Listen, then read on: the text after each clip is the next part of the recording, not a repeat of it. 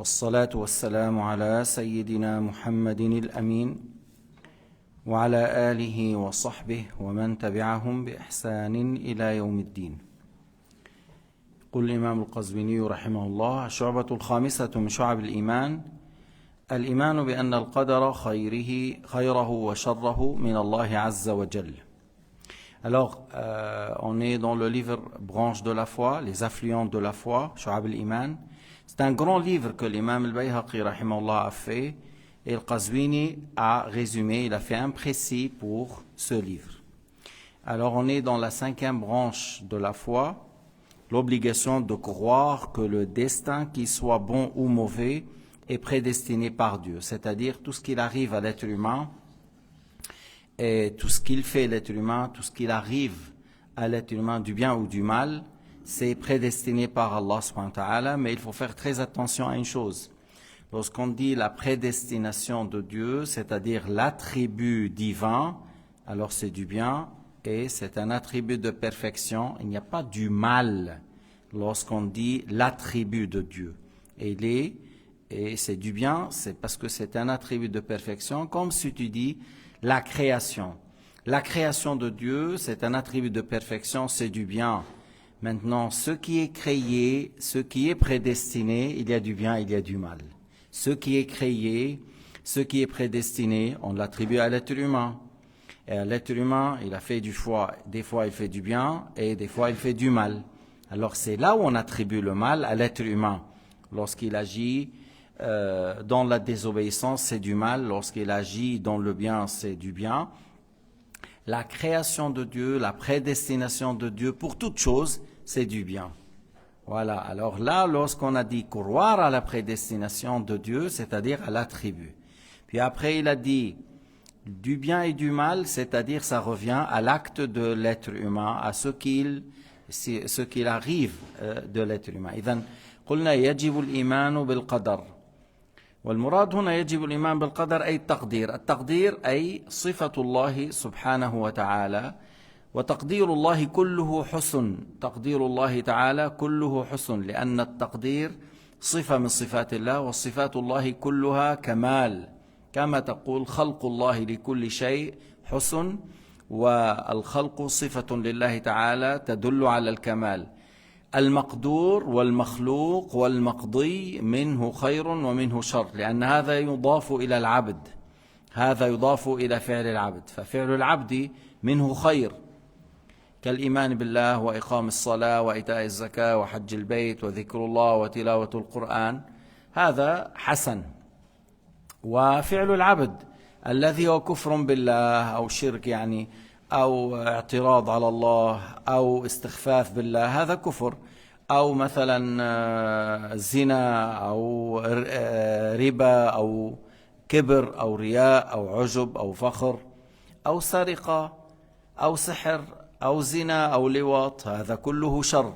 فهذا يضاف للعبد، هذا يضاف للعبد، لا يضاف إلى الله. لا يقال الله تعالى شرير، ولا ينسب إلى الله سبحانه وتعالى أنه هو الذي قام بفعل الحرام. إنما الله تعالى قدر، الله خلق. أما الذي قام بالفعل الحرام هو العبد الذي عصى الله subhanahu wa ta'ala. Alors ce qu'on attribue à Allah subhanahu wa ta'ala comme attribut la prédestination, c'est du bien, c'est un attribut de perfection. Ce qu'on a attribué à l'être humain, c'est là où on a dit il y a du bien et il y a du mal. Alors c'est ça la branche qu'il va aborder aujourd'hui. Et il a dit al-imanu bi anna al-qadara khayrahu wa sharrahu min Allah azza wa jal, c'est-à-dire le bien et le mal, c'est prédestiné par Dieu. Li qawlihi ta'ala fi surat an-nisa aya 78 قل كل من عند الله, dans surat an-nisa aya 78 dit tout c'est de la part de Dieu, tout c'est créé par Dieu, tout est prédestiné par Dieu. Alors tout, c'est-à-dire ce qui est créé, est prédestiné par Allah Azza wa Jal.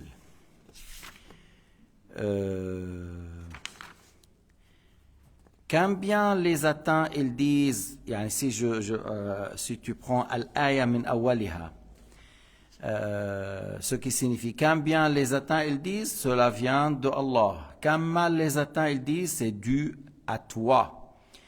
C'est-à-dire Muhammad dit tout provient de Allah. ما أصابك من حسنة فمن الله وما أصابك من سيئة فمن نفسك. هذا من باب الأدب استعماله. تقول أنت lorsque je vois du bien, lorsque il y a beaucoup de bien que Allah Ta'ala a prédestiné pour moi, alors tu dis ah, alhamdulillah, c'est grâce à Dieu.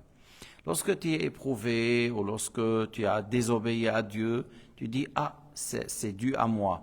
Et ça, on le dit par respect, par glorification, dans le sens, le bien est créé par Dieu, alors louange à Allah. Le bien que j'ai fait, c'est Allah qui m'a guidé, c'est Allah qui m'a aidé, louange à Allah.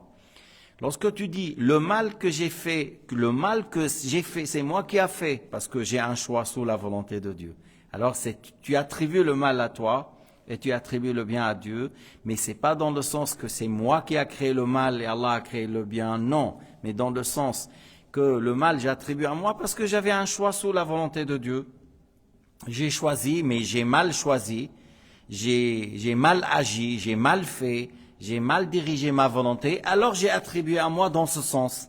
Dans le sens que j'ai une responsabilité, j'ai un choix, j'ai dirigé ma volonté vers quelque chose qui est mauvais, alors je l'ai attribué à moi. Mais lorsque j'ai attribué le bien à Allah, c'est dans le sens que c'est Allah qui a créé, c'est Allah qui m'a guidé, c'est Allah qui m'a aidé, c'est Allah qui a créé en moi, alors c'est dit, c'est de la part de Dieu Azza wa Jal. ولحديث أبي هريرة في الصحيحين احتج آدم وموسى فقال موسى يا آدم أنت أبونا خيبتنا وأخرجتنا من الجنة فقال له آدم يا موسى اصطفاك الله بكلامه وخط لك التوراة بيده أتلومني على أمر قدره الله علي قبل أن يخلقني ب40 سنة قال فحج آدم موسى. طيب خلينا نشرح بالعربي قبل أن ننتقل إلى اللغة الفرنسية. أولا الحديث احتج آدم وموسى يعني الله جمع بين آدم وموسى مع أنه بين آدم وموسى آلاف من السنين.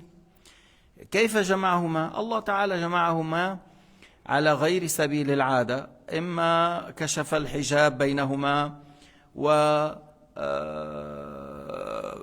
وموسى قال تلك الكلمات لآدم، أو أن الله جمعهما حقيقة من غير أن يكونا في مسافة بعيدة والله سبحانه وتعالى أزال الحجاب. يمكن الله تعالى جمع بينهما كما جمع بين الأنبياء لسيدنا محمد صلى الله عليه وسلم ليلة الإسراء والمعراج وصلى بهم إماما. وهذا دليل لنا أهل السنة، هذا دليل لنا معشر أهل السنة أن الله تعالى إذا أراد أن ينفع المسلمين بولي من الأولياء وبنبي من الأنبياء بعد موته ولو ب1000 سنة، الله قادر على كل شيء. هنا الله تعالى قال احتج آدم وموسى، لكن هذا بتقديره، هذا بمشيئته، وأخبرنا الله ماذا جرى بينهما، والنبي أخبرنا عن الله عز وجل بهذا الأمر، لأن هذا الأمر أوحي إلى النبي عليه الصلاة والسلام، أوحي إلى النبي عليه الصلاة والسلام. Alors j'ai dit, tout d'abord je vais commenter en arabe et voilà, je vais recommencer doucement. Le hadith rapporté par le Bukhari et Muslim. Le Nabi alayhi salatu wassalam a dit qu'il y a eu un débat entre Adam et Moussa. Adam, le père de tous les êtres humains, et Moussa, le Nabi qui a entendu la parole de Dieu. C'est pour cela on l'a nommé Al-Kalim, c'est lui qui a entendu la parole divine. Et j'ai dit comment ça se fait entre Adam et Moussa? Il y a des milliers d'années. Oui, mais c'est Allah subhanahu wa ta'ala qui a voulu, soit par le fait d'enlever le voile entre Adam et Moussa, là où ils sont enterrés, que Allah ta'ala a enlevé le voile et il a eu ce débat entre ces deux prophètes. Soit Allah ta'ala les a réunis parce que Allah subhanahu wa ta'ala le tout-puissant, il a réuni tous les prophètes dans la mosquée Al-Aqsa, dans la nuit de voyage nocturne, Al-Isra ou Al-Mi'raj, et Sayyidina Muhammad a dirigé la prière dans la mosquée Al-Aqsa, et derrière lui il y avait tous les prophètes. Alors si Allah Ta'ala a voulu que Adam et Moussa, après leur mort par des milliers d'années, se réunissent. Allah Ta'ala est le Tout-Puissant à faire cela. Il n'y a pas de difficulté pour lui. Et ce n'est pas une chose que la raison rejette. Allah Ta'ala, s'il veut une chose, aura lieu. Soit Allah Ta'ala a enlevé le voile entre Moussa et Adam, là où ils sont enterrés, et ils ont eu parlé, ils ont eu ce débat. Et encore, il faut savoir que les prophètes sont vivants dans leur tombe. Les prophètes sont vivants dans leur tombe. Al-Anbiya ahya'un fi quburihim yusallun. C'est un hadith rapporté par Al-Bayhaqi. Et même Al-Bayhaqi, il a fait tout un chapitre à ce sujet, la vie des prophètes. Il a fait tout un chapitre, un Hayatul Anbiya, c'est-à-dire Allah Ta'ala leur donne la vie après la mort et les prophètes dans leur tombe prient et ils font des prières. Maintenant, on dit que ils ont eu ce débat, avoir une distance et Allah Ta'ala a enlevé le voile entre eux, ou il les a réunis et il a eu ce débat. Les deux choses sont possibles selon la raison, mais l'importance à savoir que ce débat a eu lieu. Ce débat a eu lieu. Mais pour nous, les gens de la droiture, Ahlul Islam, Ahlul Sunnah wal Jama'a, les musulmans, la majorité de la communauté musulmane, les gens de la droiture qui sont Ahlul Sunnah wal Jama'a, c'est pas les wahhabiyin, al-mujassim al-mushabbiha, atba' Ibn Baz ou Ibn Taymiyyah, c'est pas les wahhabiyin qui suivent Ibn Baz, qui suivent Ibn Abdul Wahhab, qui suivent Ibn Taymiyyah. C'est une secte égarée qui attribue à Dieu le corps. Lorsque vous entendez dans un centre, dans une mosquée, où ils disent Ibn Taymiyyah, ils disent Cheikh al-Islam, et après ils disent Muhammad ibn Abdul Wahhab, tout ça, sachez que c'est une secte dangereuse. De ces gens-là, la plupart de tous les groupes sectaires criminels ont été issus. Et c'est des gens qui attribuent à Dieu le corps et les membres et les organes, et c'est de la mécréance, parce qu'Allah Ta'ala a dit Laysa kamithlihi shay'un wa huwa as-sami'ul basir. En plus, ces gens-là, ils disent, si tu demandes l'aide et le soutien de quelqu'un qui est mort, qui soit prophète ou saint, c'est du shirk. Alors, on a dit, mais comment Allah Ta'ala a fait qu'il y a un débat entre Moussa et Adam? Et si vous dites, ils sont morts, et ils disent, il est mort, et il ne peut pas être profitable, il est mort. Alors, comment il a eu ce débat? Comment a eu ce débat entre Adam alayhi salam, le père de tous les humains, et Moussa alayhi salam? Ça, c'est un argument pour Ahl Sunnah wal Jama'a, que si Allah a voulu qu'on tire profit par un prophète ou un saint après sa mort, par des milliers d'années ou par une année ou moins ou plus, Allah est le Tout-Puissant, rien n'est difficile pour lui. Mais je vous rappelle toujours que durant l'ascension al-Mi'raj, سيدنا موسى في المعراج قال لسيدنا محمد كم صلاة فرض على أمتك؟ قال 50. قال عد واسأل ربك التخفيف فإني قد خبرت بني إسرائيل قبلك ففرض عليهم أقل من ذلك فلم يقوموا لم يأتوا بذلك، بمعناه كثير منهم ليس معناه كلهم. فعاد وسأل ربه التخفيف، ثم بتعرفوا الحديث حتى خففت فصارت 5. فهذا موسى نفع أمة محمد بعد وفاته بآلاف السنين. Alors j'ai dit comme rappel, le débat entre Adam et Moussa, c'est une chose qui est profitable pour nous, et Allah Ta'ala les a réunis après leur mort, et ils ont eu ce débat entre eux. Comment? Parce que Allah Ta'ala est le Tout-Puissant. Rien n'est difficile pour lui. C'est lui qui ressuscite les morts le jour dernier. Et s'il a voulu que deux prophètes se retrouvent, rien n'est difficile pour lui. D'ailleurs, il les a réunis dans la mosquée Al-Aqsa. Ils ont prié derrière Sayyidina Muhammad. Et dans l'ascension Al-Mi'raj, Sayyidina Moussa, il a dit à Nabiyina Muhammad alayhi salatu wassalam, combien de prières a été prescrit sur ta communauté? Il lui a dit 50. Il a dit, moi j'ai eu l'expérience avant toi. On a eu moins que ça, nous, Bani Israël, et ils n'ont pas fait, c'est-à-dire beaucoup parmi notre communauté, beaucoup, ils n'ont pas fait. Ça ne veut pas dire la totalité, ça ne veut pas dire que la totalité n'ont pas prié. Non, il y a des gens parmi Bani Israël avec Moussa étaient des pieux, étaient des gens qui craignent Dieu, qui obéissent, mais il y avait d'autres qui, deux prières et ils n'ont pas fait. Il a dit, comme j'ai eu cette expérience avant, demande à Allah Ta'ala un allègement, et la prière a été diminuée 5. Et puis encore Moussa lui a dit, demande à Allah Ta'ala un allègement. Ça a été diminué 5. Jusqu'à, lorsqu'ils sont devenus 5, Moussa il a dit, demande à Allah Ta'ala un allègement pour ta communauté. Et Sayyidina Moussa il a fait ça par amour à Sayyidina Muhammad, par amour à notre communauté, parce que les prophètes, ils veulent du bien pour les gens. Parce que si c'est une chose obligatoire et tu n'as pas fait, c'est grave. Si c'est pas une chose obligatoire, c'est recommandé, tu n'as pas fait, c'est pas grave parce que c'est pas un péché. Mais si tu les as fait, c'est mieux. Lorsqu'on dit la prière dans la nuit, tu n'as pas fait, c'est pas grave. Mais si tu fais, c'est mieux. Tu vois la question. Mais bref, Moussa était profitable et était après sa mort par quelques milliers d'années. Et ce débat a eu lieu après leur mort par quelques milliers d'années. Allah Ta'ala est le Tout-Puissant. Et voilà l'argument d'un grand imam parmi Mashaykh al-Azhar qui s'appelle Sheikh Youssouf al-Dujwi, a dit plus que 70 ans en arrière, 70 ans en arrière, a dit Allah Ta'ala est le Tout-Puissant pour nous faire profiter par les vivants et les morts. Point à la ligne. Celui qui doute à ce sujet, il n'est pas musulman. إذن الله نفعنا بموسى عليه السلام لأنه أشار على النبي عليه الصلاة والسلام قال عد واسأل ربك التخفيف عد واسأل ربك التخفيف فعد سيدنا محمد وسأل التخفيف حتى فرضت صارت 5. فموسى من شفقته على أمتنا وحبه للنبي محمد وحبه لهذه الأمة وحب الخير للناس بشكل عام. الأنبياء يحبون الخير للناس وهم يخافون لو فرض على قوم كذا ولم يفعلوا، يخافون من هذا أن يكون شيء مفروض ثم لا تقم بتلك الفريضة.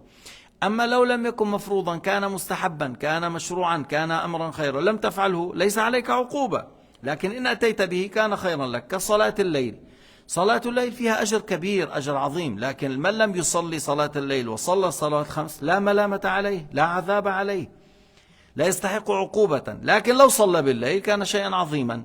وهذا الذي أراده موسى لهذه الأمة. لو فرض علينا 50 صلوات هل كنا سنطيق ذلك؟ هل كان الآن 5 صلوات، هل كل المسلمين يقومون بالصلوات 5؟ ناس، في بعض الناس يشتغل من الفجر من 8 أو من 7 إلى 6 ويأخذ راتبا سواء كان كثيرا أم قليلا، ثم يقول أنا مشغول ما عندي وقت للصلاة. لكنه اشتغل طول النهار شغلا صعب وتحمل المشاق من أجل مال قليل، ثم يقول أنا مشغول بالنسبة للصلاة. والصلاة الواحدة ثوابها خير من ذهب الأرض، خير من الدنيا وما فيها. صلاة واحدة من النوافل، فكيف بك بالفرائض؟ فما أشد خسارة هؤلاء الناس من أجل الدنيا، ركضوا خلفها كالكلاب، من أجل الدنيا عملوا فيها لها كالدواب، ولكن للآخرة لم يعملوا ولم يجتهدوا ولم يخافوا سوء الحساب. وللأسف، وإذا أنت كنت من المصلين الذين يحافظون على الصلاة 5 الصلوات وكنت من الخاشعين وترجو رحمة ربك وتخاف عذابه وترجو رضاه وتعمل على مقتضى ذلك، فهنيئا لك. وقل الحمد لله الذي عافاني مما ابتلى هؤلاء الناس. لو رأيت إنسانا يركب أفخم السيارات تعيت $1,000,000 مش تعيت $100,000، ولو رأيته له بيت من أجمل البيوت الواسعة والفخمة والمناظر الخلابة وهو يسوى $10,000,000 أو $20,000,000، وله يخت في البحر يمكن يساوي $100,000,000، ورأيته له طيارة خاصة ورأيت وهو لا يصلي، أنت تقول الحمد لله الذي عافاني مما ابتلاه به، الحمد لله الذي عافاني مما ابتلاك به وفضلني على كثير ممن خلق تفضيلا. أنت بقدمين حافيتين وبطمرين أو ثوبين باليين وبمسكن ليس بالواسع ولا المضيء ولا الشرح وبطعامك الجشب ولكنك تحافظ على الصلوات أفضل من ملء الأرض من ذاك. أنت أفضل من ملء الأرض من ذاك. فلما تراه أعطي الدنيا وحرم الآخرة وأنت أعطيت عمل الآخرة وحجبت عنك الدنيا، أنت على منهاج أنت فيما كان عليه نبينا محمد صلى الله عليه وسلم. قال لعمر: أما ترضى يا عمر أن تكون لهم الدنيا ولنا الآخرة؟ كسرى وقيصر يتمتعان بالفواكه والثمار وينامون على الفرش من الحرير وغير ذلك. قال: أما ترضى يا عمر أن تكون لهم الدنيا ولنا الآخرة؟ Alors j'ai dit en parlant de la prière que lorsque la personne fait les 5 prières, ça c'est un grand bienfait. Et le fait de maintenir l'obligation est une chose très importante. Tu vois, aujourd'hui, il y a des gens, pour un salaire qui soit petit ou grand, 3000 en Suisse, 3600 dollars en Suisse, oh, le pauvre, il a un petit salaire. Ils disent le pauvre, il a 3600 dollars. Le pauvre, il n'a pas assez d'argent. Et ils considèrent qu'un bon salaire, ça commence entre 7000, 8000, voilà. Mais j'ai dit même, supposons vous voyez quelqu'un qui a une voiture à 1 million de dollars, pas à 100 000, ou une maison qui vaut 10 millions au plus, avec une belle vue, ou il a un bateau qui vaut 100 millions de dollars au plus, et il a des vergers, il a de quoi vivre, et il ne fait pas la prière. Et toi, tu fais la prière, les 5 prières.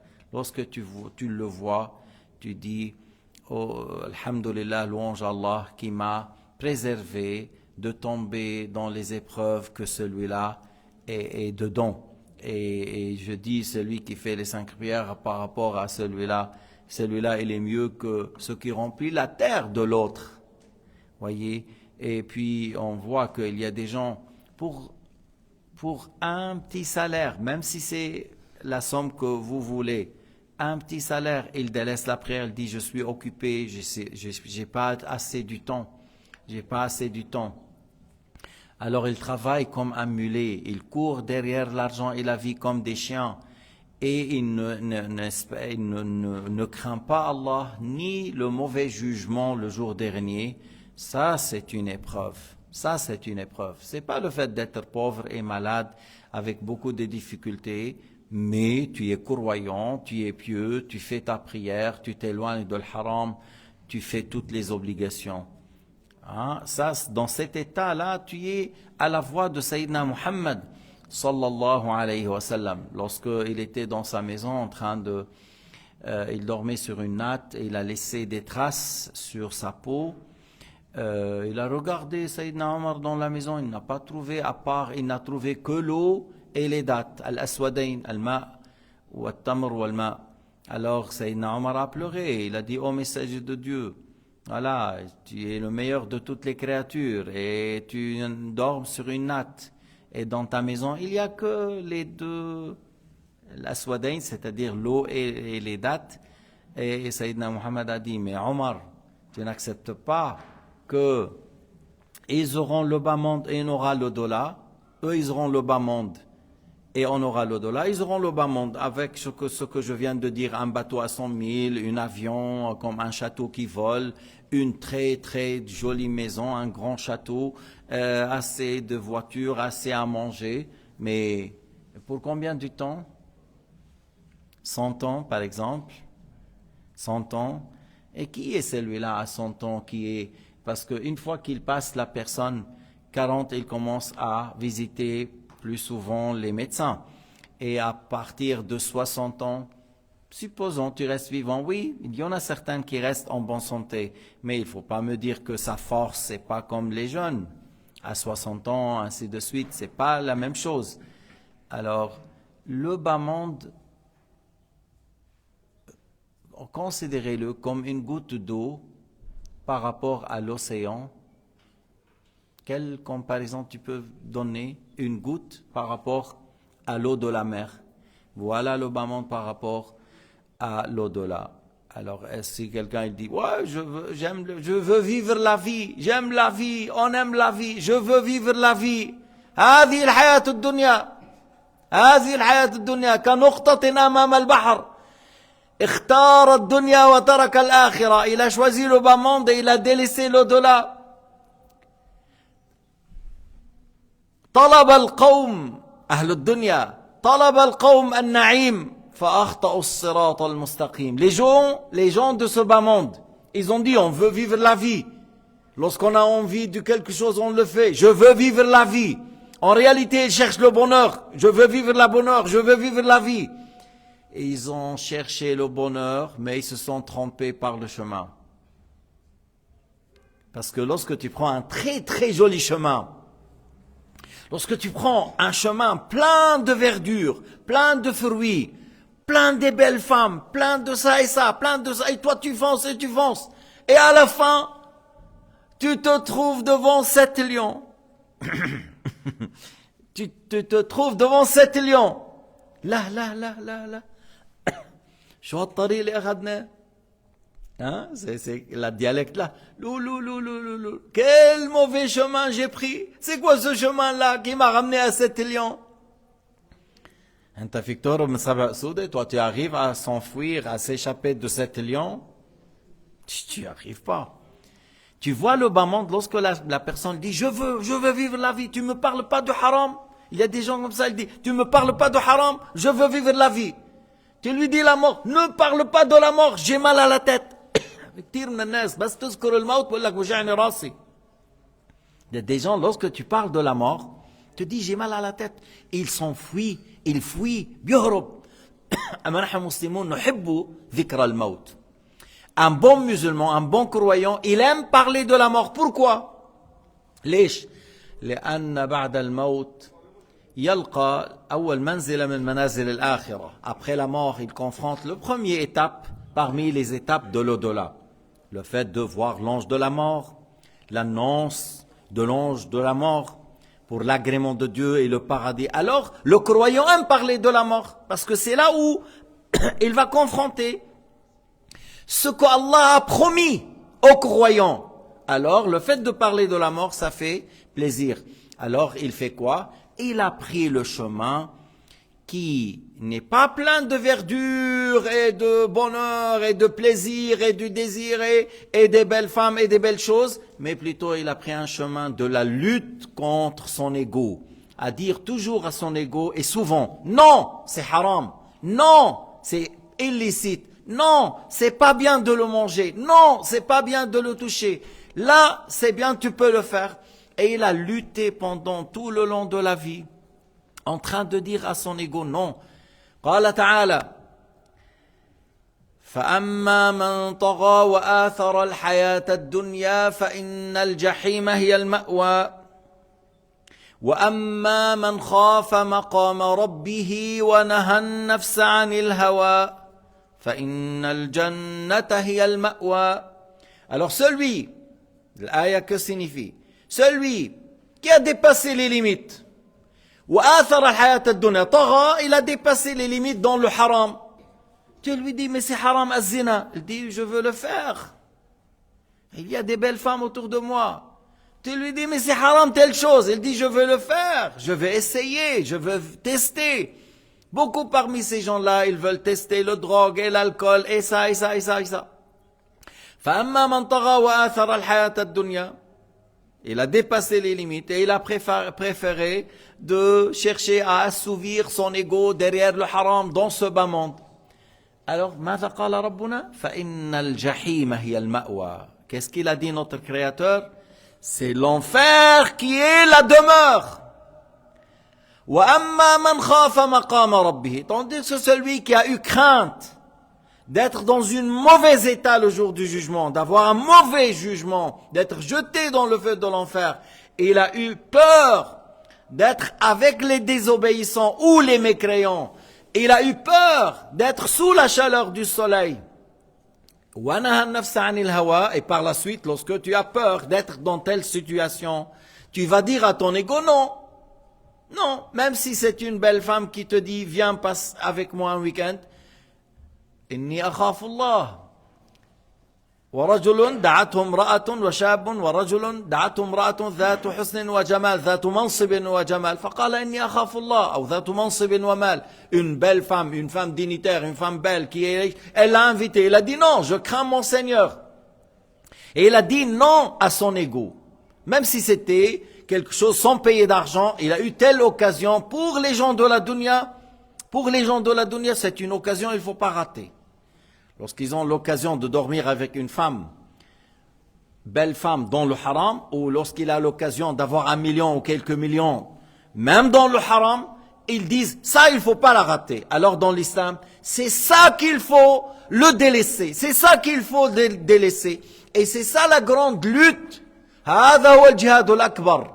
هذا هو الجهاد الأكبر أن تقول لنفسك التي تشتهي وتتمنى أن يكون لها كذا وكذا وكذا من الحرام.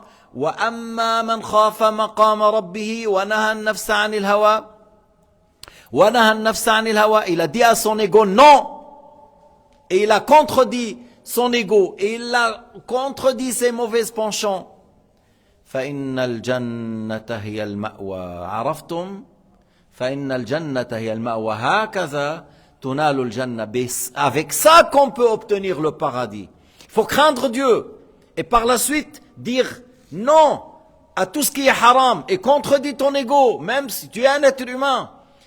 Tu es un être humain. Moi et vous, on est des humains. On est confrontés. Et le shaitan, avec notre ego, tout ça, ils te disent, viens, profite, c'est l'occasion, viens. Mais quel profit? تفنى اللذاذة ممن نال صفوتها من الحرام ويبقى الإثم والعار تبقى عواقب سوء من مغبتها لا خير في لذة من بعدها النار. تفنى اللذاذة ممن نال صفوتها من الحرام. Le plaisir s'anéantit, disparaît, tu ne le ressens plus. Après un certain moment, c'est fini. Et alors ce plaisir que tu l'as pris du haram part, disparaît, il n'y aura plus. ولكن يبقى الإثم والعار. Mais il reste le péché et la honte, la désobéissance, parce que tu as désobéi à Allah qui t'a créé et qui a interdit ça. Sayyidina Adam a mangé de l'arbre. Tout le paradis était licite pour lui. Tout le paradis était licite. Kula minha ragadan haythu shi'tuma. Allah Ta'ala a dit à Adam et Hawa, nos parents, Adam et Hawa, vous pouvez manger de tout ce que vous voulez. Ne vous approchez pas de tel arbre. Bas. Et ils ont mangé. Ils ont mangé avec le waswasa min ash-shaytan. Ils ont mangé. Allah les a fait sortir. Akhrajahum Allah. Allah les a fait sortir. Ils ont mangé, Allah les a fait sortir du paradis. Alors, lorsque tu prends un certain plaisir dans le haram, le plaisir disparaît, il reste le péché et la honte. La khayra fi ladhatin min ba'diha an-naru. Il n'y a pas de bien dans un plaisir qui nous ramène à l'enfer. Il n'y a pas de bien dans un plaisir qui nous ramène à l'enfer. Moi, je te dis, un bon repas, un très bon repas, avec le poison, tu le manges. Mais pourquoi? Tu dis c'est du plaisir qui me ramène à la mort. C'est vrai ou non? C'est du plaisir qui me ramène à la mort. Je te dis une autre chose. La plus belle femme, si tu veux en Suisse ou sur la terre, supposons, hein, la plus belle femme dans un pays ou la plus belle femme sur la terre, on te dit tu vas dormir avec elle, pas une nuit, un mois. Après on te coupe la tête. Tu le fais ou non? Mais pourquoi vous ne le faites pas? Après vous coupez la tête. Ça va pas la tête. Ça va pas la tête. Ah bon. Alors, tu vois, parce que un bon repas qui provoque la mort, une femme qui provoque la coupure de la tête, il ne faut pas y aller. Alors des actes qui ramènent à l'enfer sans jamais mourir, tu le prends, tu le fais. Vraiment, tu n'es pas intelligent. Tu n'es pas intelligent du tout. إذن طعام لذيذ يودي إلى الموت أو امرأة حسناء لكن بعد ذلك قطع الرأس. أنت لا تفعل، تقول لا خير في هذا إن كان بعده الموت. إن كان لا خير أن تعاشر امرأة بالنسبة لأهل الدنيا، عم بحكي أنا أقول لك لا خير إن كان هذا بعد ذلك قطع الرأس، لا خير في هذا اللذة من الطعام إن كان بعده الموت.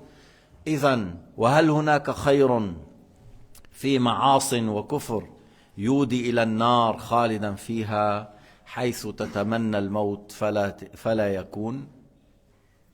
إذا أنت اخترت المعاصي والكفر ولو كان بعد ذلك النار، أنت حقا إنسان لا يفكر، لا يشتغل بعقله بذكاء.